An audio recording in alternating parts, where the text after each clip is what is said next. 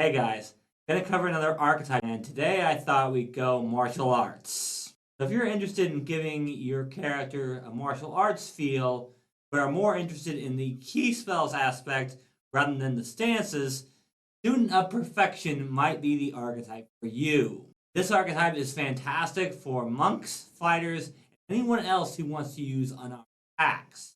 Let's just get right into this. So let's start with the dedication. In order to take the Student of Perfection dedication, you either need to have the Powerful Fist class feature, or you need to be expert in unarmed attacks. That means if you want to take this feat at level 2, you're going to need to either be a monk or a fighter. But almost every class in Pathfinder 2e becomes an expert in unarmed attacks at some point. So all those classes can eventually take this. But honestly, monk and fighter are probably the best classes for this anyway. This is an uncommon archetype that has an access requirement. You need to be from Jalmaray. I'm not 100% sure where that is. Lore has never been my strong suit. But a lot of GMs will probably make you meet that requirement, especially if you play in Pathfinder Society. The dedication gives you training in athletics or acrobatics, your choice, as well as warfare lore. If you were already trained in the skill you chose or warfare lore, you become an expert instead. You also gain the Key Strike Monk class feat. You refocus as a monk does by meditating. Your key spells from this archetype are always considered occult spells. Key Strike gives you a +1 bonus on your attack roll with an unarmed strike, and your strike deals 1d6 extra damage. This can be Force, or will probably be changed to Spirit, negative or positive damage. This is just more accuracy and damage with your unarmed strike for a focus point. The really great teamwork key spells come later. Perfect Strike at level 4 gives you the Perfect Strike key spell. This key spell allows you to use a reaction to reroll a missed unarmed attack, but you must keep the second result, even if it's worse. Also at level 4, there's Perfect Weaponry. This gives you the Monastic Weaponry Monk feat, allowing you to use weapons with the Monk trait. You can also use these weapons with any Student of Perfection abilities that require unarmed attacks. Meaning, if you wanted to use nunchucks or a bow staff or some other monk weapon with this archetype, you could and still use all of your abilities. I'd cover the 6th level feat next, but it kind of goes with the other feats after the 8th level feat, so I'm going to cover the 8th level feat now. There are 4 schools in the School of Perfection. What this feat does, and what the rest of the feats in this archetype do, depend on which school you went to. The schools are Unblinking Flame, Unbreaking Waves, Unfolding Wind, and Untwisting Iron. This feat gives you resistance to all damage with the appropriate trait depending on your school. Fire for Unblinking Flame, Water for Unbreaking Waves, Wind for Unfolding Wind, and Earth for Untwisting Iron.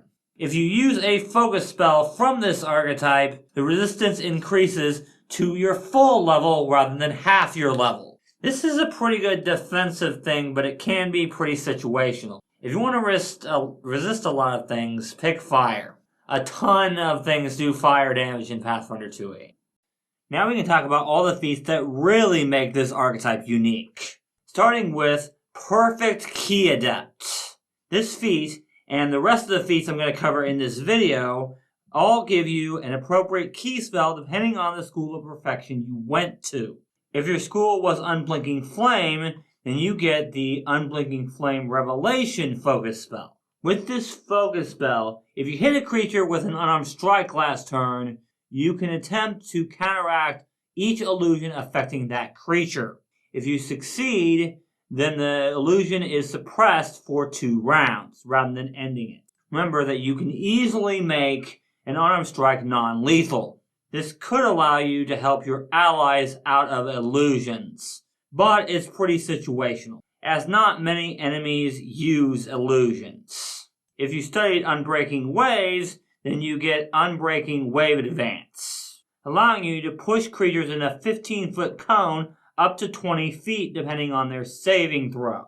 If they hit a solid barrier during this movement, then they stop at that point and take 3d6 bludgeoning damage. This is an excellent way of pushing back enemies that are getting a little too close to your spellcaster. But you do have to be careful with this because it can affect your allies as well. Moving on to Unfolding Wind, we have Unfolding Wind Rush. For one action, you can move 2 times, 2 strides, 2 steps, or a step and a stride in either order. You can even move into the air during this movement, moving upward at a 45-degree angle at most.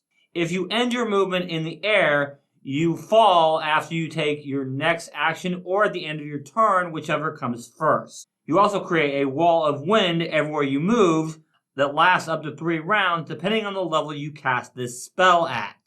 And finally, for this feat, for Untwisting Iron, we have Untwisting Iron Buffer, giving you temporary hit points that last up to 3 rounds.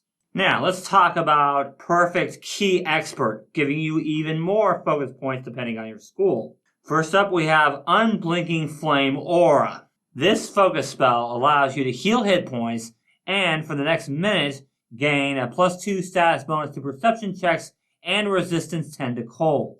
It's a pretty good defensive option, but it's only amazing if you're running into a lot of cold. Next, we have Unbreaking Wave Vapor.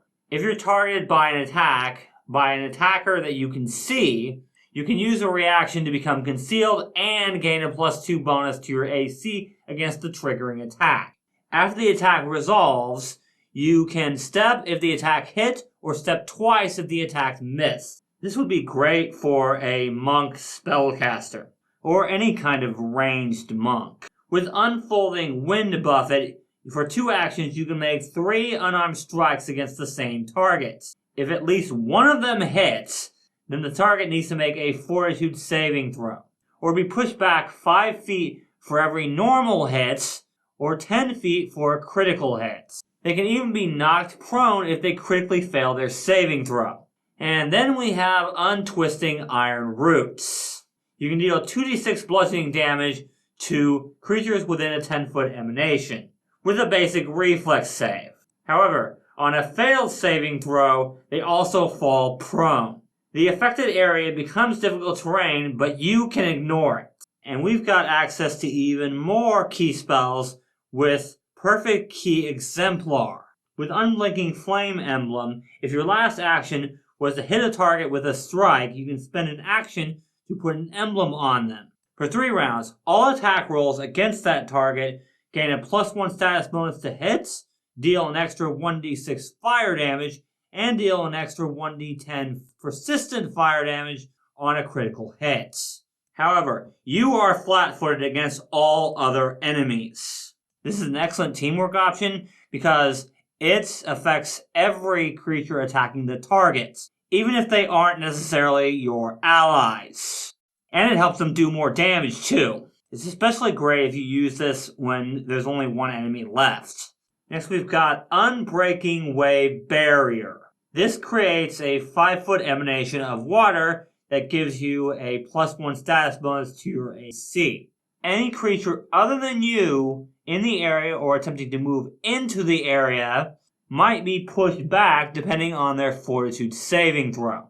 In addition, as long as a target doesn't critically succeed on their saving throw, the area is difficult terrain for it. If a target would be pushed by this spell into a solid barrier or another creature, it stops at that point and takes 2d6 bludgeoning damage for every 5 feet that it would have been pushed. On subsequent rounds, when you sustain this spell, you can increase its area by 5 feet.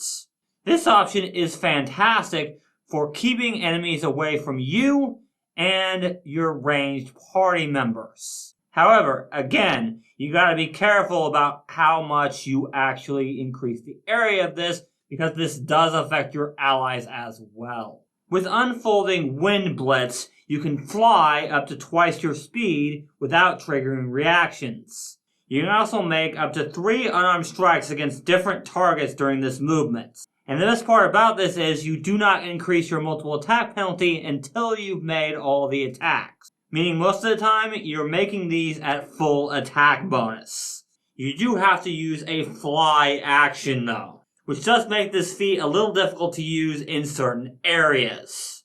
But it is an excellent way to deal with flying creatures if you can't already. But also, at the end of the day, this is a focus spell, which means you're going to need another option for ranged as well. And then we have Untwisting Iron Augmentation, allowing you to treat your unarmed strikes as special medals like you would if you were a monk. In addition, you deal an extra 1 damage per damage dice.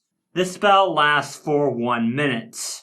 Perfect Key Exemplar also makes you an expert in occult spell attack rolls and DCs. Perfect Key Grandmaster gives you even more focus spells to work with and makes you a master in occult spell attack rolls and DCs.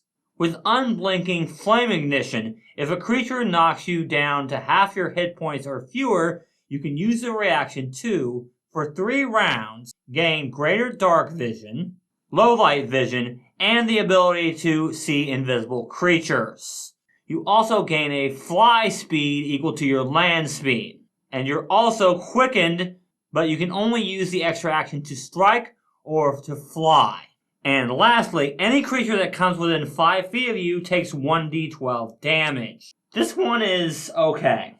It's a good way to get senses that you might not have, and a fly speed never hurts. However, you can't really get near your allies, otherwise they'll take damage. So it kind of makes enemies not want to be near you. Which can be a good thing, but, it depends. Next we've got Unbreaking Wave Containment. When you cast this spell, make spell attack rolls against up to 4 creatures within 30 feet.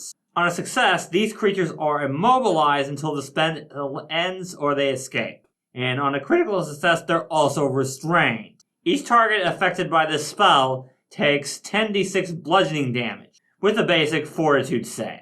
And even if you don't hit some targets, you're still going to be able to make spell attack rolls against any targets that are free but within the area each time you sustain the spell. Meaning you could absolutely hit the entire enemy party with this. Which is kind of insane because all you have to do is hit them with a spell attack roll. Unfolding Wind Crash allows you to jump up to 120 feet in any direction. You then deal 18d6 bludgeoning damage to all creatures within a 20-foot emanation of where you land, with a basic reflex saving throw.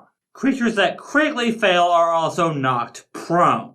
Jumping 120 feet by itself can already be insane. But other than you knocking them prone on a crit fail, that's all this feat has other than damage. So it's not great. And the last focus spell for this archetype is Untwisting Iron Pillar. For 5 rounds, you gain 50 temporary hit points and resistance 5 to physical damage except adamantine. Good defensive option. As for this archetype, there's a lot of focus spells here that you really can't get anywhere else. So if you're looking to make unarmed attacks and you want some unique focus spells, this could be the archetype for you. Like I said at the beginning, this archetype is best for monks and fighters, but can be used with pretty much any class. If you use other classes though, you're going to have to wait until you become an expert in unarmed attacks in order to take this. Anyway, all the focus spells are really good in their own way. Which school you pick is ultimately going to depend on what your party is and what you're facing.